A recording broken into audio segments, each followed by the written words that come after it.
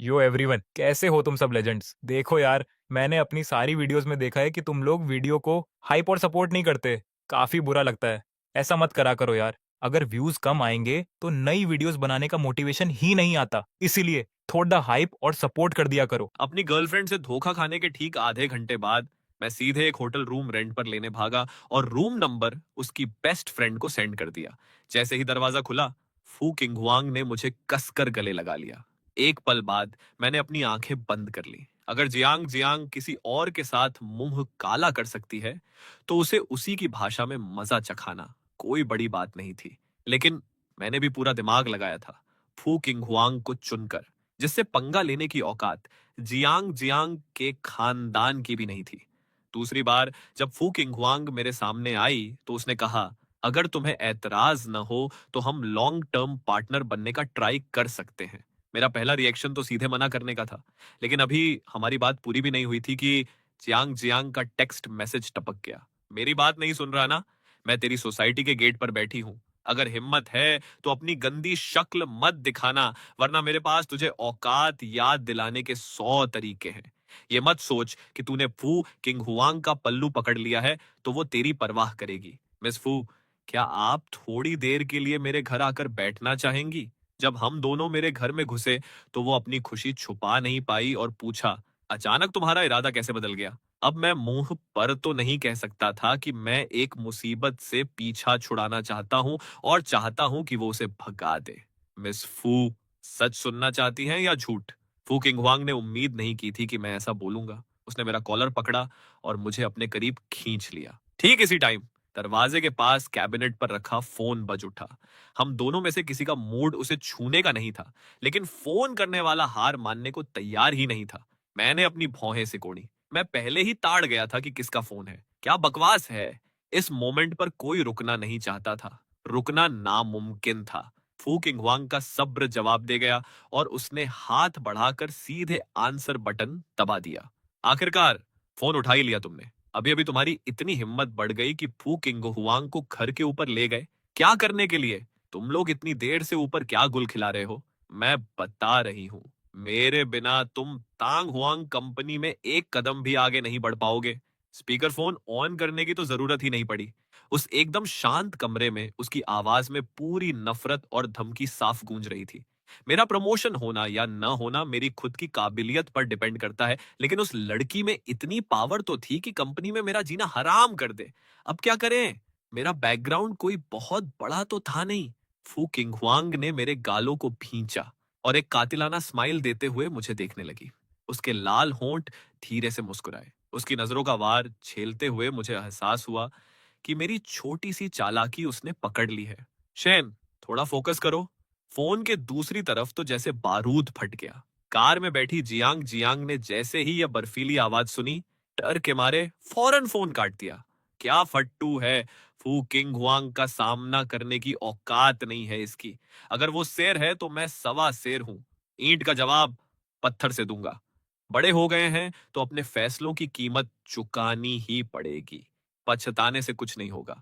जब फू किंगहुआंग बाथरूम से बाहर आई तो उसके लंबे बालों से पानी टपक रहा था। मेरा इस्तेमाल करके कैसा लगा? मैं एकदम सुन। मैंने मौन व्रत धारण कर लिया। मैं तुम्हें सोचने के लिए एक हफ्ता देती हूँ।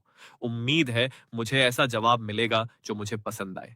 उसके बाद के दिनों में मैं फू किंग हुआंग की कही बातें पूरी तरह भूल ही गया। वैसे भी वो बस एक टाइम पास एक्टिंग थी और मेरा उससे कोई सीरियस चक्कर चलाने का इरादा भी नहीं था। और सबसे बड़ी बात, मेरे पास इन सब फालतू चीजों के लिए टाइम ही कहाँ था। मेरा सारा टाइम क्लाइंट से मीटिंग करने और वॉन्शिंग होटल में होने वाले कई कंपनियों के एनिवर्सरी इवेंट्स को मैनेज करने में जा रहा था। अगर मैंने ये काम अच्छे से निपटा दिया तो एडमिनिस्ट्रेटिव डिपार्टमेंट के मैनेजर की कुर्सी सीधे मेरी गोद में आ गिरती। इस वक्त मैं तिहाऊ क्लब के वीआईपी रूम सेक्शन के कॉरिडोर में खड़ा था। एक लंबी सांस ली, चेहरे पर एक फेक स्माइल चिपकाई और वीआईपी रूम का दरवाजा खटखटाया। जैसे ही मैं कमरे के अंदर गया, वहां का माहौल एकदम हड़कंप मचाने वाला फुल ऑन पार्टी मोड था।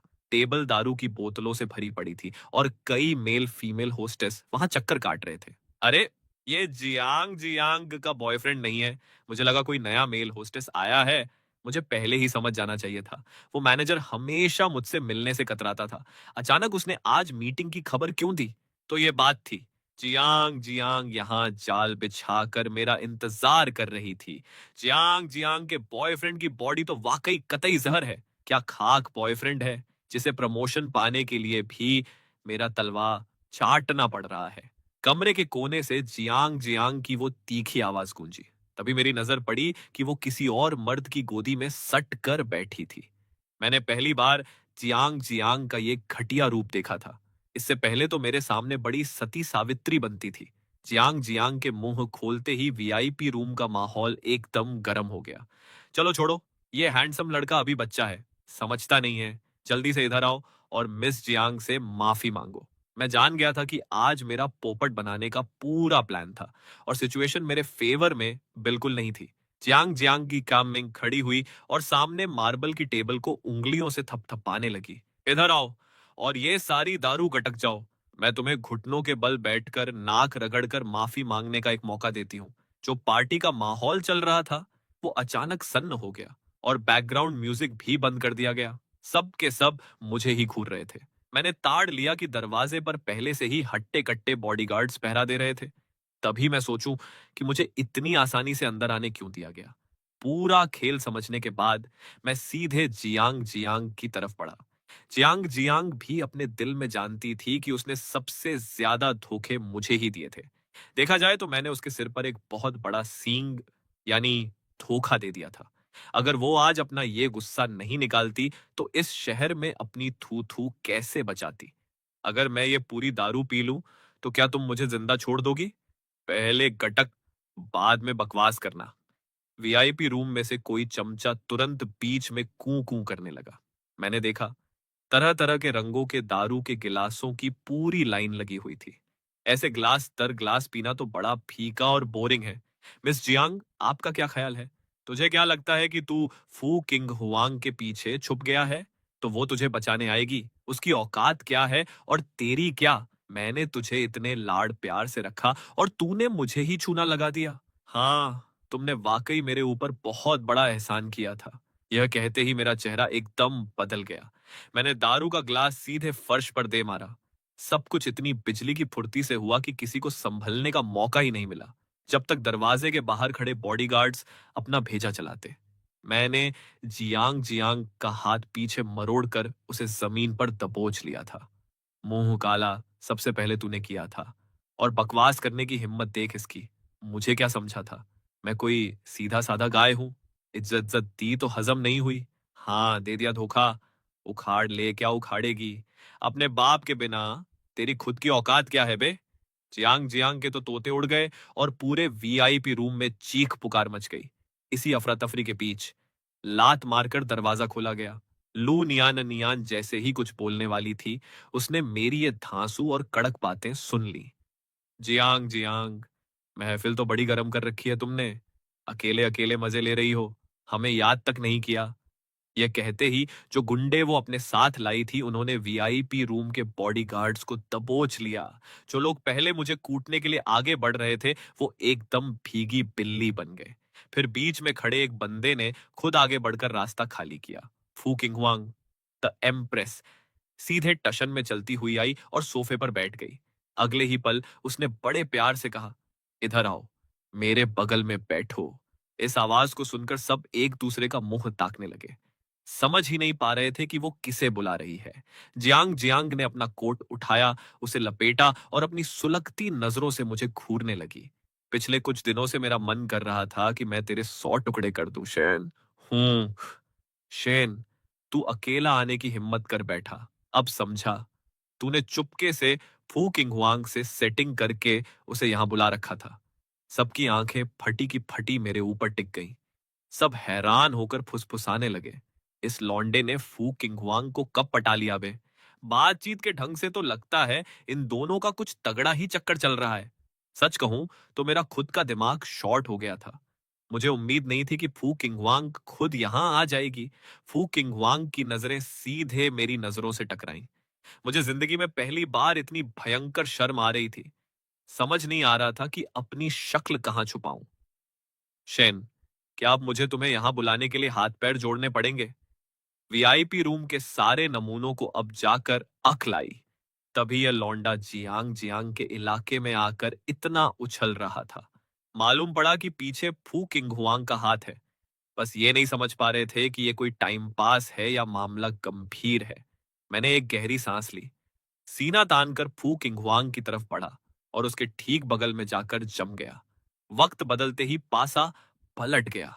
अभी 2 मिनट पहले तक ये लोग मुझे मदारी का बंदर समझकर तमाशा देख रहे थे, और अब मैं सीधे वीआईपी सीट पर बैठकर राजा की तरह इन सब को नीची नजरों से देख रहा था। किसी चमचे ने आगे बढ़कर मक्खन लगाने की सोची, पर माहौल की गर्मी देखकर उसकी भी फट गई और वो पीछे हट गया।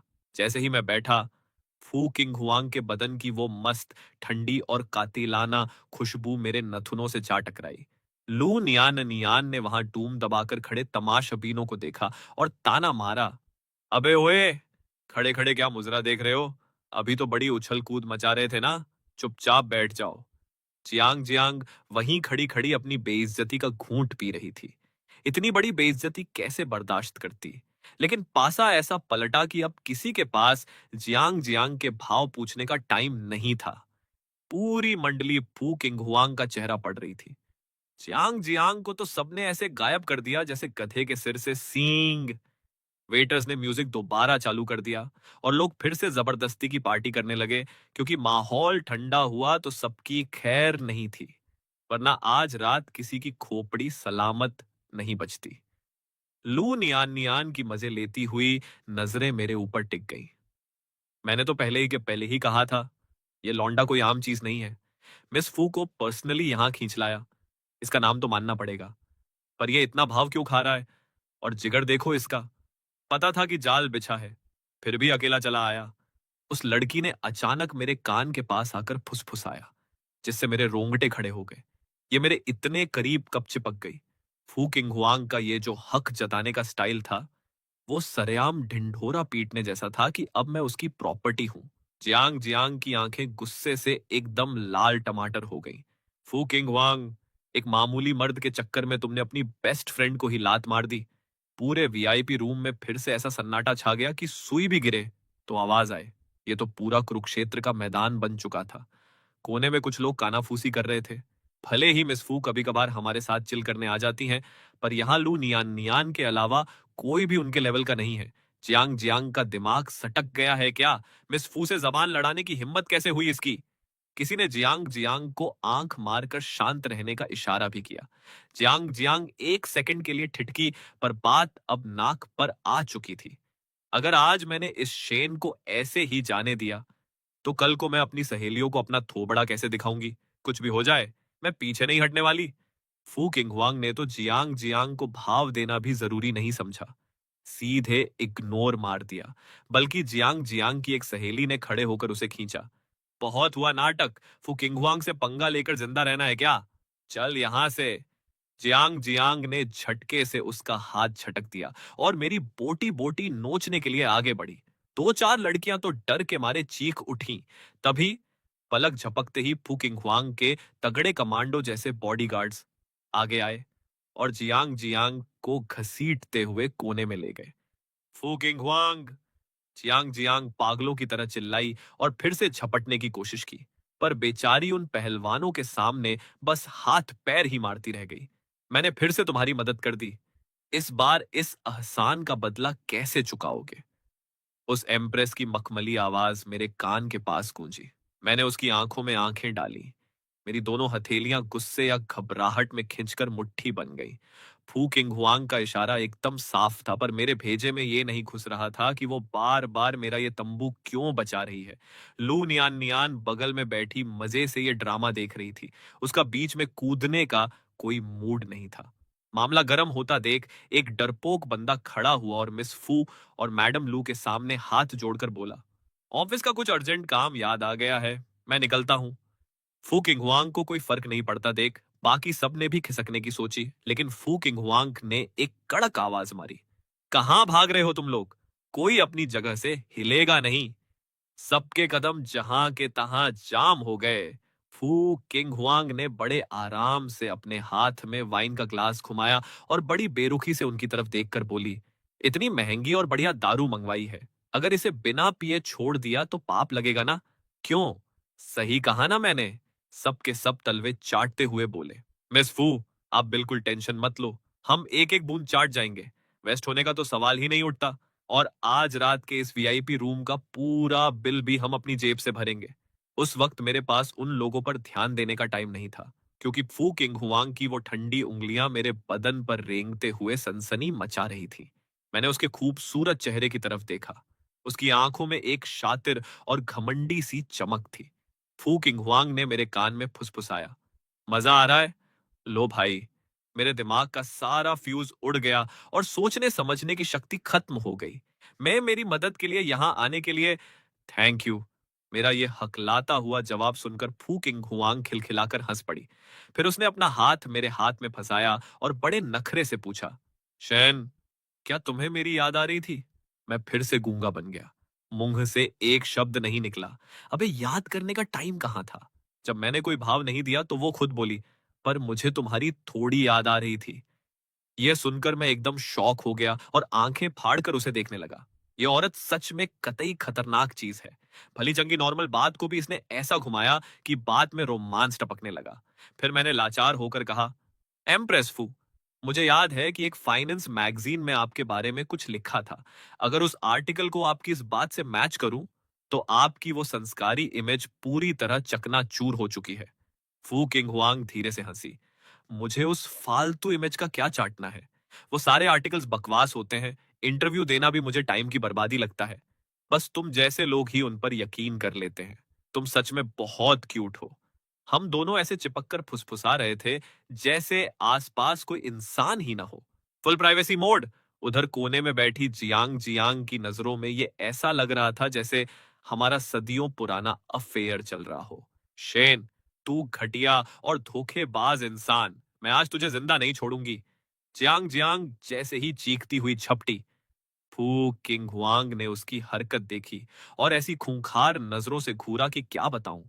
उसकी आंखों की वो बर्फ जैसी ठंडक किसी को भी डरा दे। जियांग जियांग के पैर खुद ब खुद वहीं जाम हो गए। फिर फू किंग हुआंग ने जियांग जियांग को देखा और कहा, लगता है तुमने मेरे सीधेपन का फायदा उठाकर मुझे बार बार उंगली करने की आदत बना ली है ना? जरा जियांग बिन को फोन लगाओ, बोलो अपनी इस बदतमीज बेटी को यहां से उठा ले जाए और कान खोलकर सुन ले। आज के बाद ये मुझे आस पास भी न दिखे। फूकिंग हुआंग के मुंह से बात निकलते ही उसके लोग तुरंत काम पर लग गए।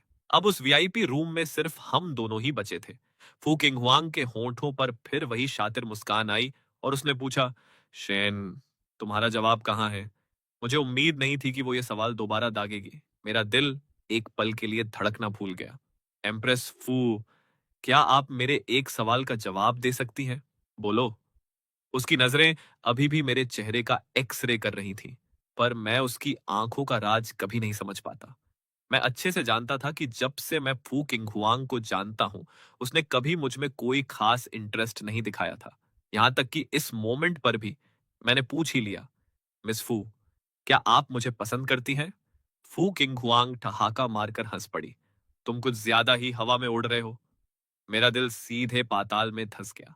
भले ही मैं जवाब पहले से जानता था, पर जब उसने मुंह पर सच दे मारा तो थोड़ी बेइज्जती सी महसूस हुई। पर चलो, ये भी ठीक ही था। इस तरह साफ साफ बात करना जियांग जियांग के उस प्यार के झूठे ड्रामे से तो लाख गुना बेहतर था। इसी बीच फू किंग हुआंग ने अपना हाथ पीछे खींच लिया, मानो वो फ्लर्टिंग वाली बातें उसने कभी कही ही ना हो। मैंने भी बस अपना एक अंदाजा लगाया था। अगर ऐसी बात है, तो मुझे एम्प्रेस फू के इस प्रपोजल को ठुकराना ही पड़ेगा। फू किंगवांग के होंठ थोड़े फड़फड़ाए, बड़ा कड़क, और तुरंत जवाब दिया, क्या मैं इसकी वजह जान सकती हूँ? ये औरत, फू किंगवांग, सच में बड़ी अतरंगी चीज है। कभी कभी लगता है कि ये पूरी सनकी है, पर कभी कभी ये दूसरों की परवाह करना भी जानती है।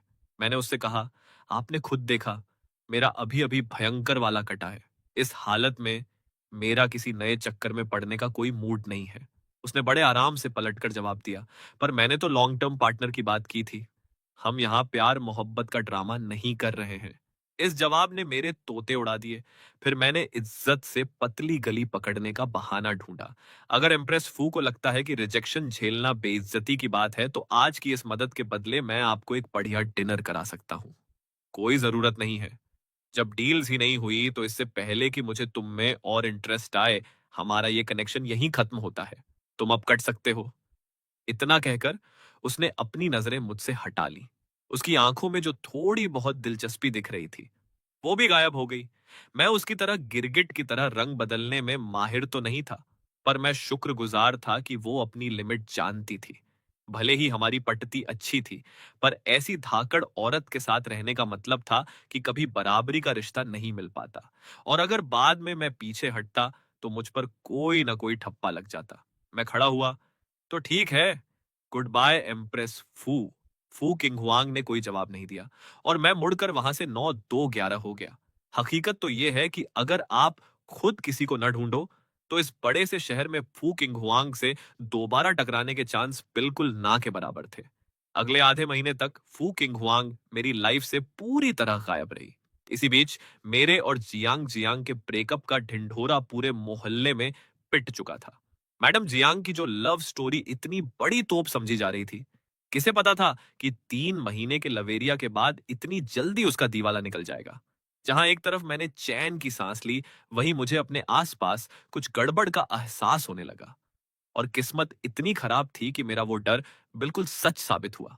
इतने बेसिक डेटा में भी तुमने कबाड़ा कर दिया। कंपनी में क्या घास काट रहे हो इतने दिनों से? इस हरकत से मुझे तुम्हारी काबिलियत पर पूरा शक हो रहा है। मुझे कल आधी रात को यह नोटिस मिला था। रात भर जागकर जो डेटा रिपोर्ट मैंने तैयार की थी, उसमें कोई एरर आ गया था, तो जाहिर है बॉस की गालियां तो खानी ही थीं। मैं देख रही हूं कि शेन के खिलाफ आजकल बहुत शिकायतें आ रही हैं। कल मिसेस चेंग ने जो बैंक्वेट बुक किया था, उसमें डेजर्ट को लेकर उन्होंने बवाल खड़ा कर दिया। एक कलीग होने के नाते मैं यही कहूंगी कि अपने आशिकी के चक्करों का असर हमारे एडमिनिस्ट्रेटिव डिपार्टमेंट पर मत डालो। आखिर हमें क्लाइंट की जरूरतों का ध्यान रखना होता है। मैंने उस चमची मियान को घास नहीं डाली, सीधे प्रिंट की हुई रिपोर्ट उठाकर मैनेजर थाई की टेबल पर पटक दी। मुझे नहीं पता था कि क्लाउड पर डेटा का रायता कैसे फैला, पर अपनी सेफ्टी के लिए मैंने पहले ही एक हार्ड कॉपी निकाल ली थी। सर, एक बार इन आंकड़ों को फिर से चेक कर लीजिए। क्या अब भी कुछ मिसिंग है? मैनेजर थाई की शक्ल देखने लायक थी। उसने सोचा नहीं था कि मेरे पास बैकअप प्लान तैयार होगा। उसने बस दिखावे के लिए पन्ने पलटने का नाटक किया। मैंने उसकी ये नौटंकी देखी और मन ही मन हंसा। मैं समझ गया था कि ये जो मेरा जीना हराम किया जा रहा है, वो सिर्फ इसलिए क्योंकि इन्हें हमारे ब्रेकअप की भनक लग गई थी और ये काम में मेरी टांग खींचना चाहते थे। रही बात मिसेस चेंग की, तो कल मैं खुद उनके घर जाकर गिफ्ट देकर माफी मांग आया हूं। उन्होंने बात को समझ लिया और वो मान गई है। मैनेजर थाई सन्न रह गया और उसने गुस्से में रिपोर्ट टेबल पर फेंक दी। मियान ने भी नहीं सोचा था कि मैं ऐसा तगड़ा दांव खेल दूंगा। ऑफिस से बाहर निकलते ही उसने ताना मारा, इतने शातिर बनने से क्या होगा? जियांग जियांग ने ऊपर तक कह दिया है, अब तुम्हारे आने वाले दिन नरक होने वाले हैं। मैंने सीधे पलटकर जवाब दिया, मैं जी पाऊंगा या नहीं, ये मेरी सिरदर्दी है। तुम्हें अपनी नाक अढ़ाने की जरूरत नहीं है। कॉरपोरेट की दुनिया में मैं कोई नया खिलाड़ी नहीं था। क्या ये लोग एक ही गड्ढे में मुझे दोबारा गिराने की सोच रहे थे? मुझे चूतिया समझा है क्या? लामहुक ने मुझे आवाज दी और जल्दी से एक कप कॉफी मेरे हाथ में थमा दी। मियान को टीम लीडर के केबिन में घुसते देख उसने आंखें मटकाई और बोला, साली खुद सिफारिश के दम पर पिछले दरवाजे से घुसी है और तुम्हें बोल रही है कि तुम जियांग जियांग के भरोसे उड़ रहे थे। मैं उसे शांत करने के लिए हंस पड़ा। छोड़ना यार, ऐसे नमूनों से खुद का कंपैरिजन क्यों करना? ऑफिस में ऐसे कीड़े मकोड़े तो भरे पड़े रहते हैं।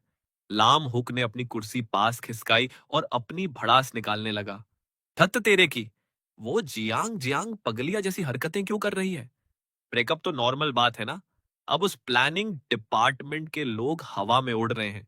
बात बात पर हमारे काम में मीन मेक निकाल रहे हैं कि हमारे प्लान में तालमेल नहीं है, सिर्फ इसलिए क्योंकि उनके सिर पर जियांग जियांग का हाथ है। सब के सब मोर की तरह पंख फैलाकर टशन मार रहे हैं।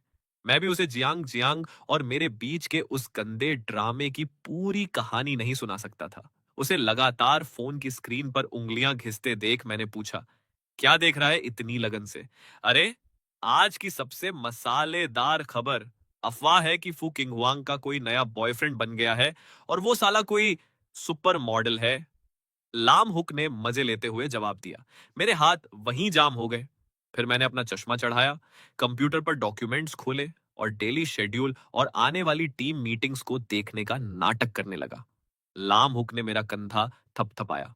जब तू पहले जियांग जियांग के साथ पार्टी शार्टी में जाता था, तो क्या कभी फू किंगहुआंग से मिला था? क्या वो सच में तस्वीरों जैसी कतई जहर दिखती है?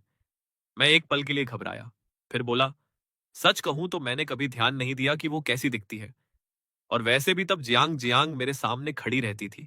मेरी इतनी हिम्मत कहां कि कहीं और नजर भी गड़ाऊं, वरना उस नखरेबाज अमीरजादी के गुस्से के आगे क्या मेरी खैर होती। बात तो सही है।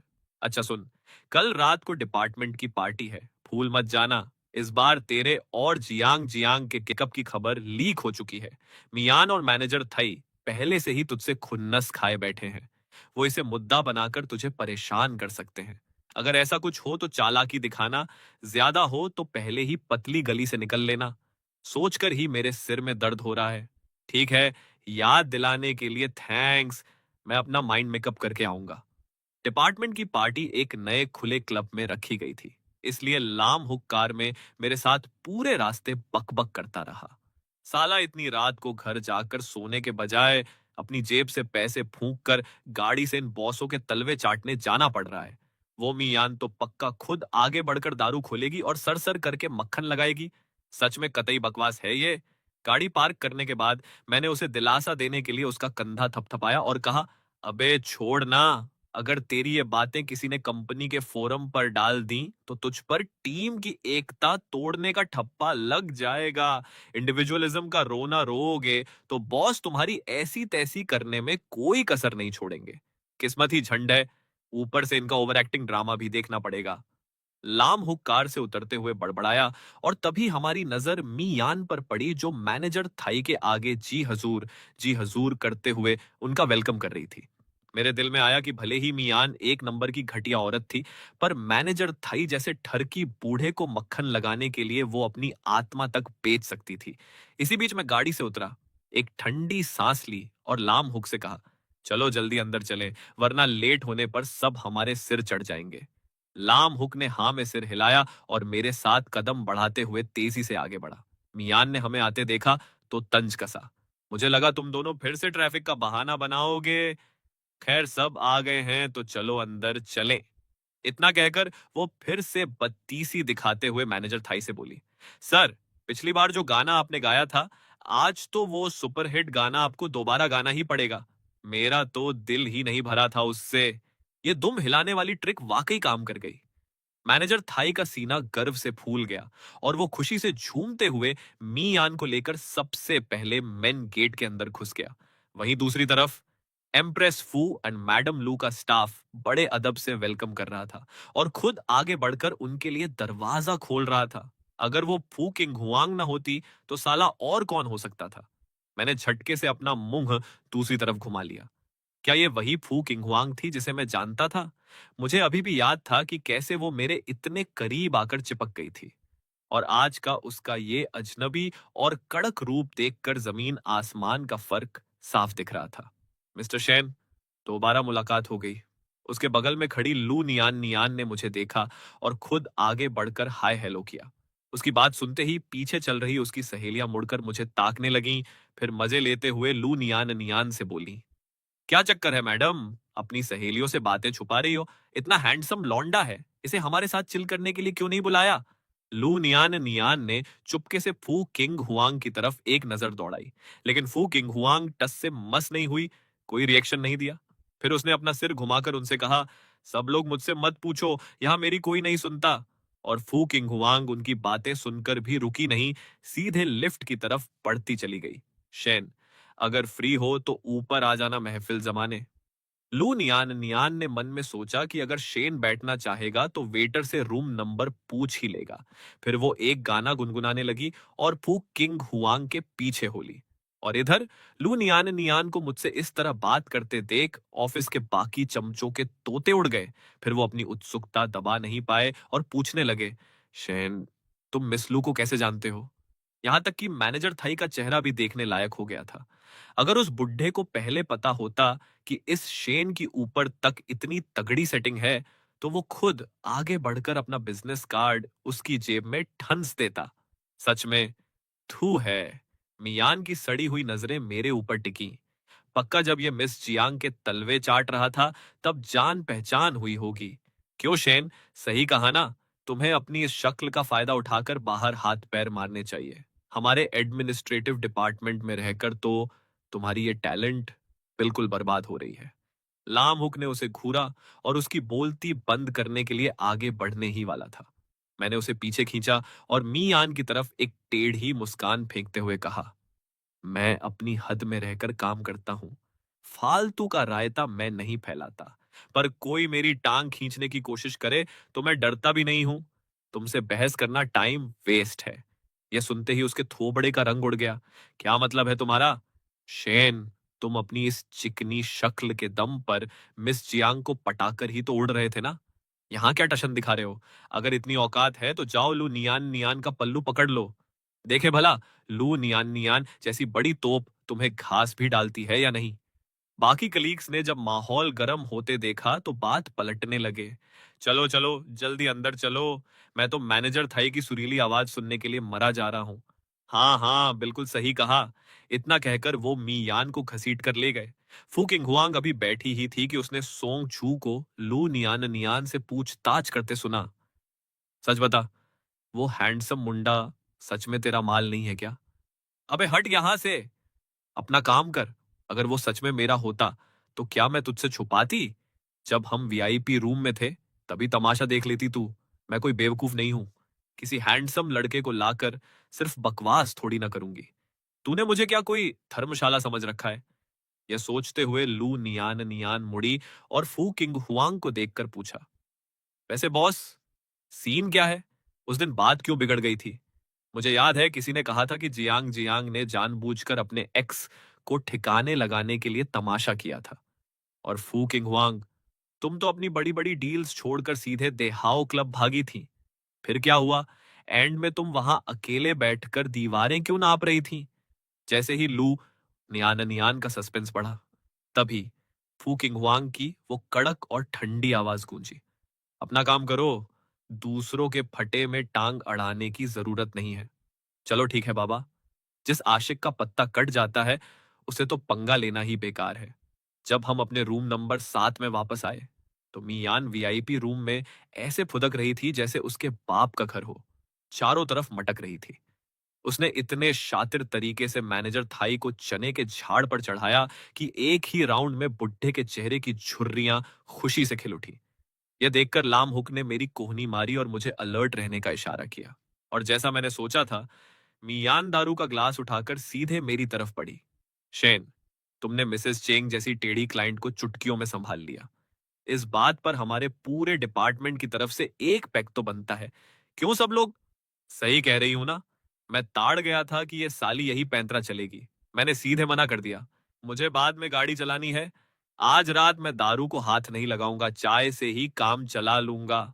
मियान ने मुंह सिकोड़ा और बोली, जब सबने पी रखी है तो तुम भी थोड़ा बहुत घटक ही लो। ज्यादा होगा तो तुम्हारे लिए ड्राइवर बुला देंगे। मुझे मियान की इस बकवास टोन से नफरत थी। मैं उसे करारा जवाब देने ही वाला था कि तभी दरवाजा खुला और एक वेटर वाइन और फ्रूट प्लेटर लेकर अंदर आया। किसी कलीग को अजीब लगा और उसने पूछा, अबे गलत रूम में आ गया क्या? हमने ये सब ऑन ऑर्डर नहीं किया। बिल्कुल सही रूम है सर। वेटर मुस्कुराया और बोला, ये सब मिस लू की तरफ से आप लोगों के लिए ट्रीट है। और हाँ, आज रात का पूरा बिल भी मिस लू ने पहले ही चुका दिया है। What the fuck? इतनी सारी महंगी दारू का बिल तो लाखों में होगा। क्या सच में शेन ने मिस लू को पटा लिया है? यह सुनते ही सबके तोते उड़ गए और सबकी नजरें सीधे मेरे ऊपर आकर टिक गईं। मियान का चेहरा तो जैसे कबाड़ा हो गया। तभी मैं सोचूं कि बॉस को भाव क्यों नहीं दे रहा था। अब समझा पीछे कोई बड़ी तोप खड़ी है। अब तो मिस लू भी शेन को दारू पीने के लिए मजबूर नहीं करेंगी। लाम हुक से अब बर्दाश्त नहीं हुआ। वो चिल्लाया, अबे तेरी खुद की क्या औकात है जो तू इतना भौंक रही है? वेटर सामान रखकर बाहर निकल गया, पर मेरा दिल बैठ गया। इस लू नियान नियान ने अचानक ये क्या गेम खेला? इसका असली मतलब क्या था?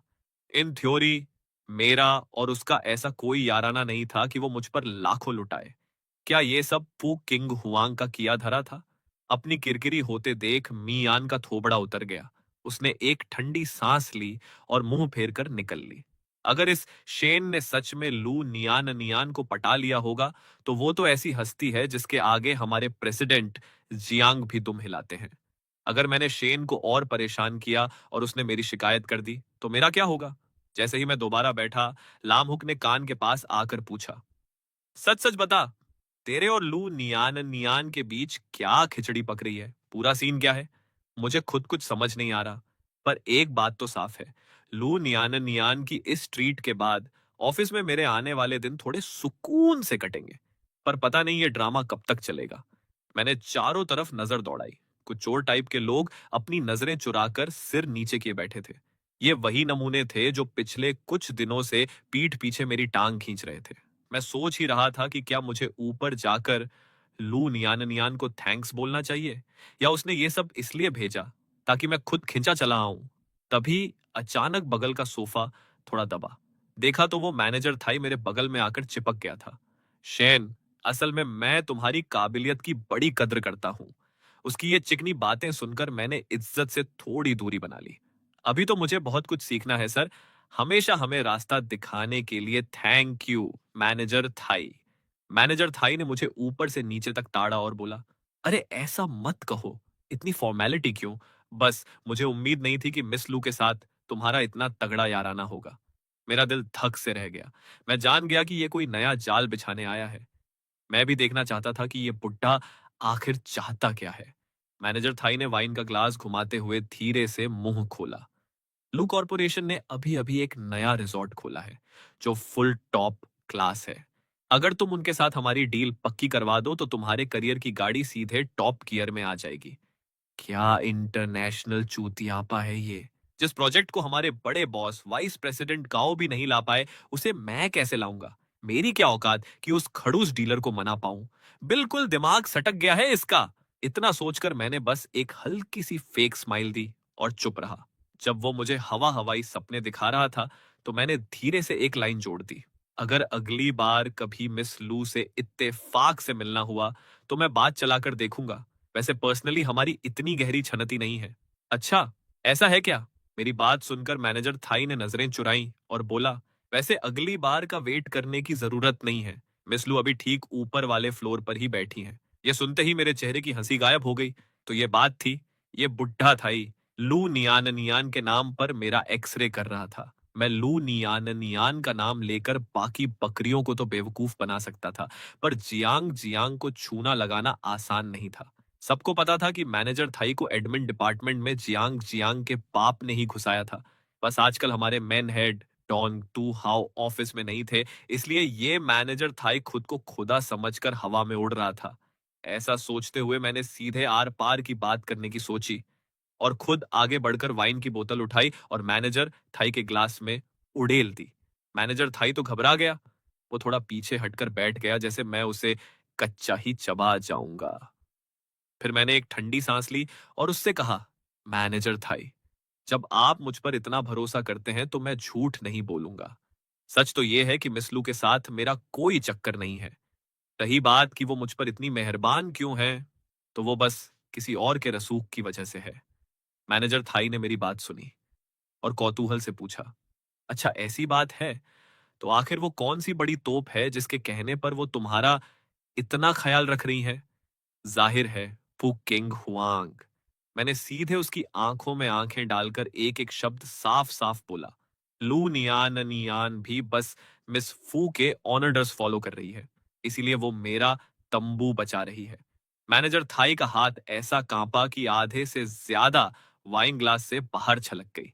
उसने मन में सोचा, अफवाहें तो थीं कि लू नियान नियान बॉयफ्रेंड ऐसे बदलती है जैसे कपड़े, पर फू किंग हुआंग के बगल में किसी लौंडे का होना, ये तो आज तक कभी सुना ही नहीं गया।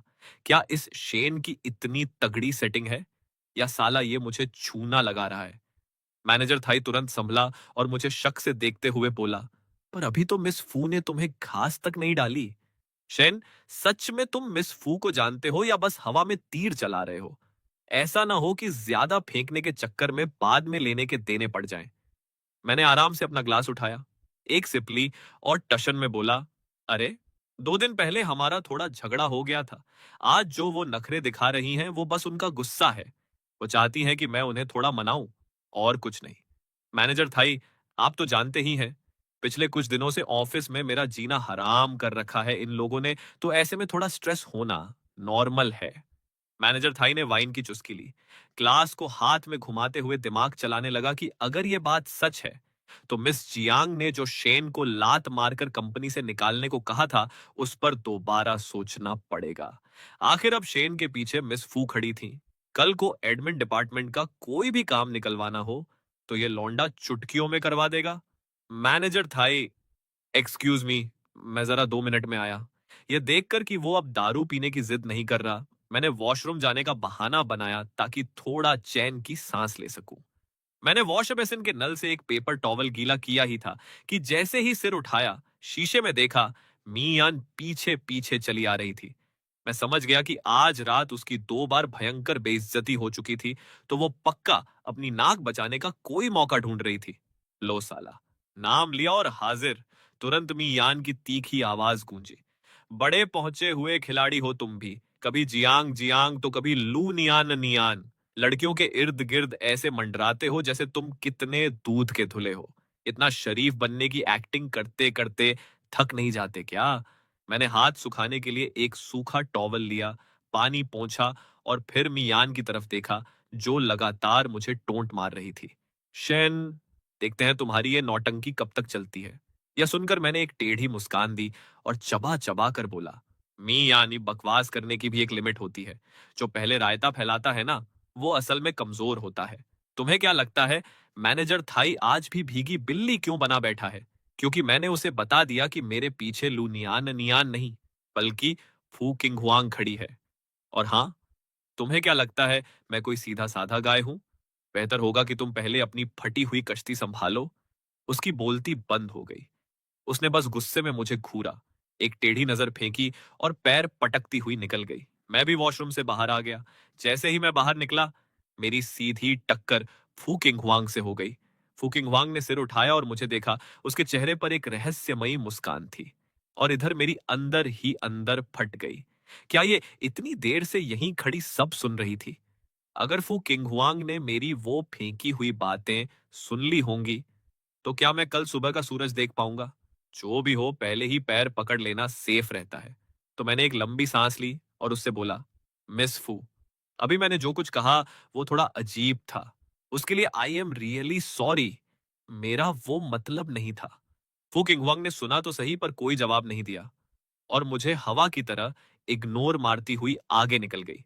मैं कुछ सेकंड के लिए वहां स्टैच्यू बनकर खड़ा रहा, फिर अपना फोन निकाला और फू किंगवांग की चैट हिस्ट्री ढूंढने लगा। स्क्रीन पर हमारी बातचीत का सिलसिला नंबर 536 पर आकर थमा हुआ था।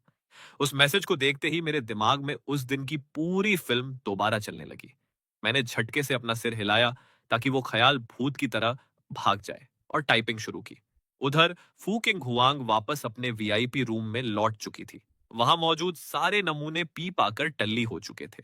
लू नियान नियान इस वक्त एक नए नवेले उभरते हुए एक्टर के साथ चिपक कर बैठी थी। मिस फू वॉशरूम में ऐसा क्या करने चली गई थी जो इतनी देर बाद लौट रही हैं? फू किंगहुआंग बैठ गई और उस लड़के ने जो दारू का ग्लास आगे बढ़ाया था उसे उसने इग्नोर कर दिया, पर उसकी नजरें वहां मौजूद मर्दों की भीड़ को खंगाल रही थी और एंड में उसके दिमाग में वही रात घूम रही थी जो उसने मेरे साथ बिताई थी।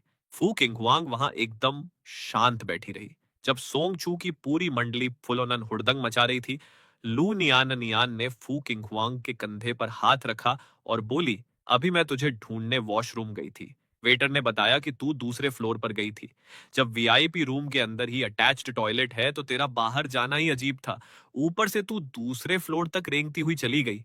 पक्का वहां उसी बंदे का चक्कर है ना? अब झूठ मत बोलना। फूकिंग वांग ने कोई जवाब नहीं दिया, बस लू नियान नियान का हाथ झटक दिया और बोली, मैं निकल रही हूं, बाकी चिल फिर कभी करेंगे। लू नियान नियान हैरान होकर खड़ी हो गई। अरे, इतनी जल्दी कट रही हो? तुम कभी कभार तो आती हो, थोड़ा और रुको ना। इस दौरान मैं बाहर कॉरिडोर में खड़ा खड़ा माफी के शब्द टाइप कर रहा था और फिर डिलीट कर रहा था। एंड में मैंने बस 3 शब्द भेजे, सॉरी टू यू। पर फू किंगवांग ने मुझे पहले ही ब्लॉक मार रखा था। मैसेज जाने का तो सवाल ही नहीं था। मैंने स्क्रीन पर वो लाल एक्सक्लेमेशन मार्क देखा और एक बेबसी वाली हंसी हंस पड़ा। फू किंगवांग के दिमाग में क्या खिचड़ी पक रही थी, ये समझना मेरे छोटे से भेजे के बस की बात नहीं थी। खैर, डिपार्टमेंट की ये पार्टी टाइम से पहले ही फुस हो गई। कलीग्स टोलियां बनाकर बाहर की तरफ निकलने लगे। तभी मेरा फोन थरथराया। मैंने भौहें सिकोड़ी कि कहीं किसी क्लाइंट का फोन ना हो, इसलिए जल्दी से उठा लिया। हेलो, कौन बोल रहा है? पर फोन के दूसरी तरफ से बस अजीब सी खड़खड़ाहट की आवाज आ रही थी। शैन, ऑफिस का जो हिसाब किताब है वो मैं तुमसे फुर्सत में चुकता करूंगी। आवाज को ऐसा तोड़ मरोड़ दिया गया था कि समझ ही नहीं आ रहा था कि कोई लड़का बोल रहा है या लड़की। तो मैंने बिना कोई भाव दिए सीधे फोन काट दिया। ये जियांग जियांग फिर कौन सा नया चूतियापा कर रही है? लगता है आज रात कुछ तगड़ा कांड होने वाला है। थोड़ा संभल कर रहना पड़ेगा। आज रात सबने कुछ ज्यादा ही चढ़ा ली थी, इसलिए सब कैब ढूंढ रहे थे।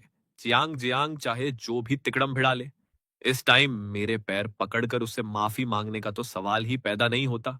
अबे, वो फू किंग हुआंग की गाड़ी नहीं है क्या? पूरी मंडली ने एक साथ सड़क के किनारे नजर दौड़ाई। एक चमचमाती काली सेडान कार हमारे बगल से सरसराती हुई निकल गई। पीछे से मियान की वो चुड़ैल जैसी हंसी गूंजी। मैनेजर थाई का थोबड़ा भी सड़ा हुआ लग रहा था। लाम हुक ने जब मियान को ऐसे हंसते देखा तो उसे रहा नहीं गया और बोला, पागल हो गई है क्या साली? मियान का मानसिक संतुलन फिर से हिल गया है क्या? मियान पूरे शाम से अंदर ही अंदर सुलग रही थी। मैं क्यों हंस रही हूं? मैं इसी मौके की ताक में थी। मैं तो उस बड़बोले पर हंस रही हूं जिसे अपनी बेइज्जती का एहसास ही नहीं है।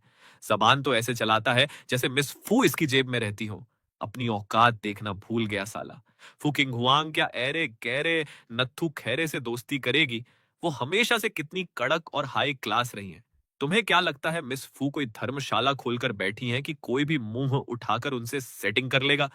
जैसे ही लाम हुक उसे करारा जवाब देने लगा, तभी उस लग्जरी कार के पीछे आ रही दूसरी गाड़ी अचानक हमारे ठीक सामने आकर रुक गई।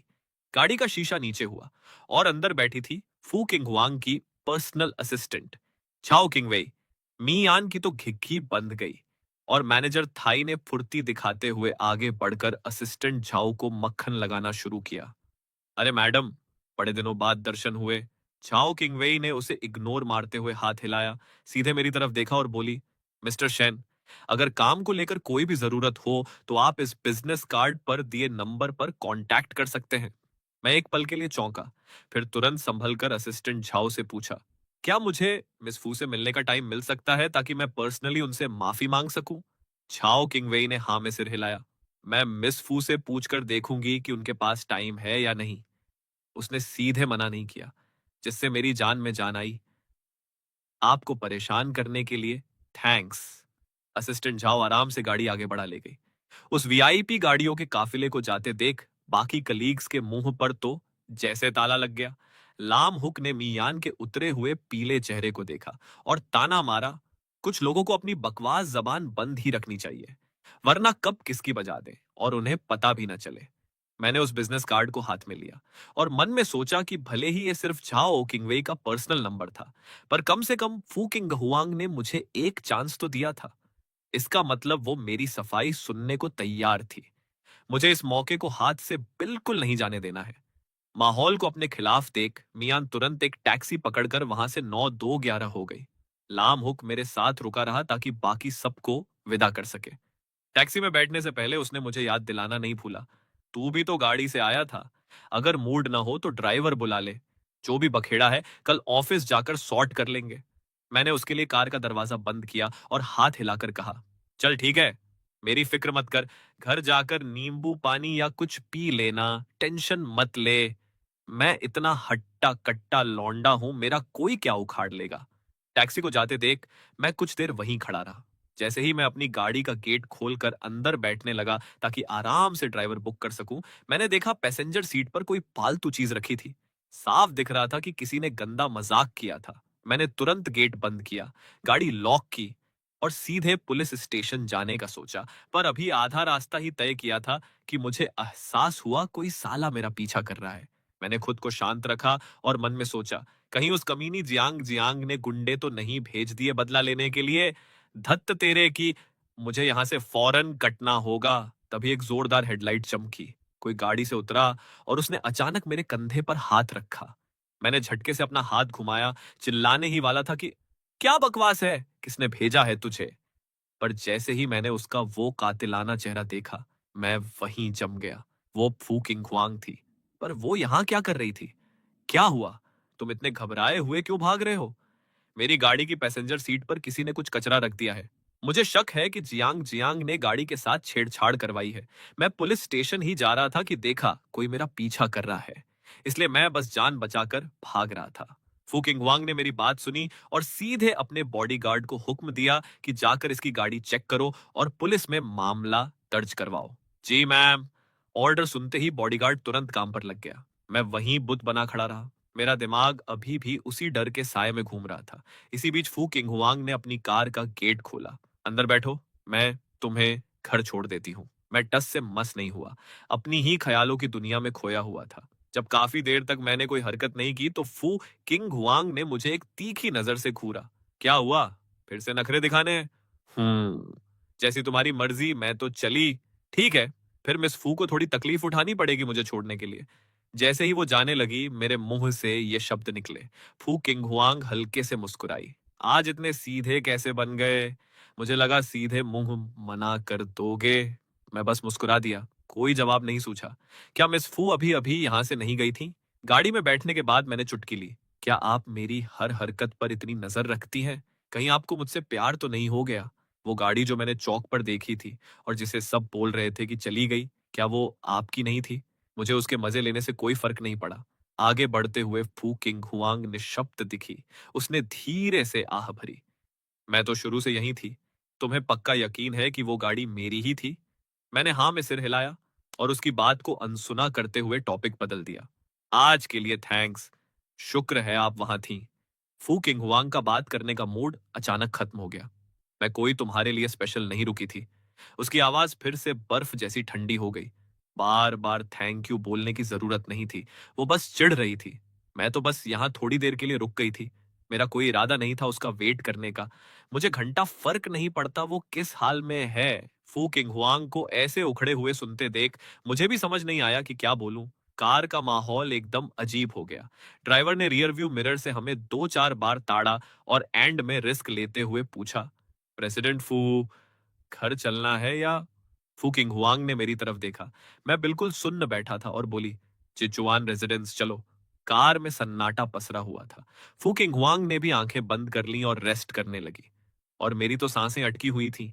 दिमाग एकदम टाइट था। मेरे पल्ले नहीं पड़ रहा था कि जो फू किंगहुआंग इतनी पत्थर दिल और कड़क मशहूर है, वो मुझ जैसे ऐरे गहरे बंदे की इतनी परवाह क्यों कर रही थी, जिससे वो बस 2-4 बार ही मिली थी। क्या ये बस उसका कोई नया शगल या टाइम पास था? शुक्र है, रास्ता ज्यादा लंबा नहीं था। जब हम अपार्टमेंट कॉम्प्लेक्स पहुंचे, जैसे ही मैं उतरने लगा, मैंने मुड़कर फू किंगहुआंग को देखा। मेरी नजरें भांप कर वो बोली, ऐसे टुकुर टुकुर क्या देख रहे हो? उतरो गाड़ी से। क्या हुआ, आज रात कार में ही सोने का इरादा है क्या? मैंने फुर्ती से गाड़ी का दरवाजा खोला। मैं जैसे ही बाय बोलने वाला था, फू किंगवांग ने टशन में मेरा हाथ पकड़ा और मेरे साथ अपार्टमेंट कॉम्प्लेक्स के अंदर बढ़ गई। मैं उसके बगल में कदम से कदम मिलाकर चल रहा था। मैं कुछ बोलने ही वाला था कि उसने दाग दिया, जिगर तो बहुत बड़ा है तुम्हारा। वो जियांग जियांग कैसी बदतमीज औरत है। तुमने उसका बैकग्राउंड चेक नहीं किया था क्या? फू किंग हुआंग की आवाज और कड़क होती जा रही थी, जैसे वो मुझे डांट रही हो। यह सुनकर मैं रुका और सफाई दी। भले ही मैं उसके साथ रिलेशनशिप में था, पर मुझे उसके पास्ट का कुछ नहीं पता था। और वैसे भी मेरा मानना है कि जब दो लोग साथ हों तो प्रेजेंट और फ्यूचर देखा जाता है, पास्ट का कचरा नहीं। इसलिए मैंने कभी ध्यान नहीं दिया। फू किंगवांग ने मुझे ऐसे देखा जैसे मैं कोई अजूबा हूं। फिर वो अचानक रुक गई। उसने मेरी तरफ घूरा। हाँ हाँ, बोलो, बड़ी ज्ञान की बातें कर रहे हो। इस मोमेंट पर मुझे ऐसा लगा जैसे मैं अपने खड़ूस बॉस को अपनी प्रोग्रेस रिपोर्ट दे रहा हूं। मैंने फू किंग हुआंग का चेहरा ताड़ा, देखा कि वो थोड़ी शांत है। तो मैंने आगे कहा, रही बात उस धोखे की, तो मैं मानता हूं कि मैंने थोड़ा दिमाग चलाया था। पर जियांग जियांग ने मुझे बार बार चूना लगाया, तो अपनी इज्जत बचाने के लिए मुझे ये करना पड़ा। लेकिन मिस फू, आपसे मुझे माफी मांगनी ही होगी। मुझे आपके रिजेक्शन के बाद ऑफिस के लोगों के सामने आपके नाम की डींगे नहीं हाँकनी चाहिए थी, सिर्फ अपना काम आसान करने के लिए। इतना कहकर मैंने चुपके से फू किंगहुआंग का रिएक्शन देखा। थोड़ी देर के सन्नाटे के बाद उसने एक ठंडी सांस ली और धीरे से बोली, लड़कियां चुनने की तुम्हारी चॉइस कतई घटिया है। मैं उस बात का ताना समझ गया था।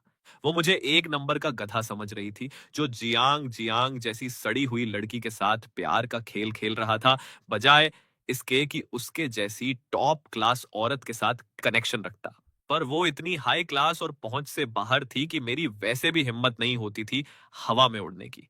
हम दोनों आगे पीछे चलते हुए जब अपार्टमेंट की लॉबी में पहुंचे और गेट खोलने ही वाले थे, तो मुझे एहसास हुआ कि फू किंगहुआंग अभी भी वहीं खड़ी थी। मैंने अपना सिर घुमाया और उसे घर के अंदर आने का न्योता दिया, ताकि बात ज्यादा रोमांटिक न लगे। क्या मिस फू ऊपर घर में आकर थोड़ी देर बैठना चाहेंगी? आखिर एक हैंडसम लड़का और इतनी हसीन लड़की दरवाजे पर खड़े थे, तो उसे सीधे भगा देना भी ठीक नहीं लगता। फू किंगहुआंग ने मेरा चेहरा देखा और धीरे से हंस पड़ी। वो सीधे मना करने ही वाली थी कि तभी अगले ही सेकंड जियांग जियांग साली, जो कब से घात लगाकर बैठी थी, अचानक सामने टपक गई। शेन शिट, शेन, मैं तुम्हारे हाथ जोड़ती हूँ, प्लीज मान जाओ ना। क्या हम फिर से पैचअप कर सकते हैं? अब से मैं तुम्हारे साथ बिल्कुल शरीफ बनकर रहूंगी। मैंने हैरान होकर उस पागल जैसी हरकतें कर रही लड़की को देखा। इस टाइम फू किंगहुआंग ने जियांग जियांग को देखा, अपनी भौहें चढ़ाई और बोली, जियांग जियांग, तुमने सारी हदें पार कर दी हैं। अगर अगली बार तुमने ऐसी कोई नौटंकी की, तो मुझसे बुरा कोई नहीं होगा। सीधे जेल भिजवा दूंगी। इतना कहकर उसने अपने बॉडीगार्ड को आंख से इशारा किया। बॉडीगार्ड ने तुरंत जियांग जियांग को कॉलर से पकड़ा और घसीटते हुए बाहर ले गया। एक बार फिर वहां सिर्फ हम दोनों बचे थे। तभी फू किंगहुआंग बोली, अब तुम्हें मेरे साथ चलना होगा। ये जगह तुम्हारी सेफ्टी के लिए बिल्कुल ठीक नहीं है। मुझे लगा वो मुझे किसी होटल में भिजवाएगी, पर जब गाड़ी एक हाई सिक्योरिटी वाली वीआईपी सोसाइटी में घुसी, तब जाकर मुझे समझ आया कि वो मुझे सीधे अपने घर ले आई थी। कॉरिडोर की लाइट जली और फू किंग हुआंग का वो आलीशान आशियाना मेरी आंखों के सामने था। फू किंग हुआंग का रुतबा वहां साफ दिख रहा था।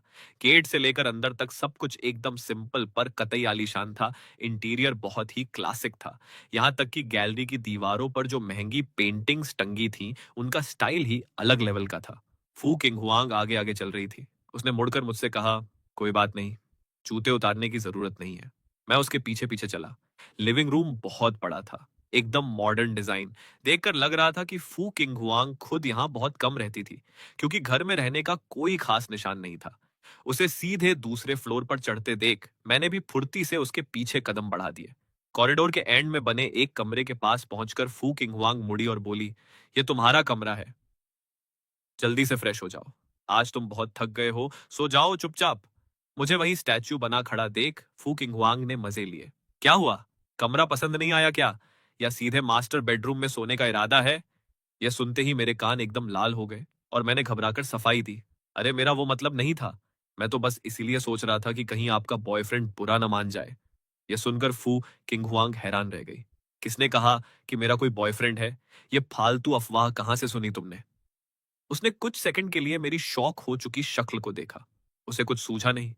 मुझे भी थोड़ी शर्म सी महसूस हुई। मैं बात खत्म करने ही वाला था कि तभी उसकी आवाज आई, वैसे अब तुम जियांग जियांग के बारे में क्या सोचते हो? क्या तुम्हें उससे दिल लगाने का कोई पछतावा है? मैं सोच में पड़ गया। बिना किसी का पास्ट जाने उससे रिलेशनशिप में आना एक नंबर की बेवकूफी थी, इसलिए अब पछताना तो बिल्कुल लाजमी था। पर फू किंगहुआंग ने मेरा जवाब सुनने का वेट भी नहीं किया और सीधे मास्टर बेडरूम में घुस गई। मैं कुछ देर वहीं खड़ा रहा, तब जाकर पूरा माजरा मेरे भेजे में घुसा।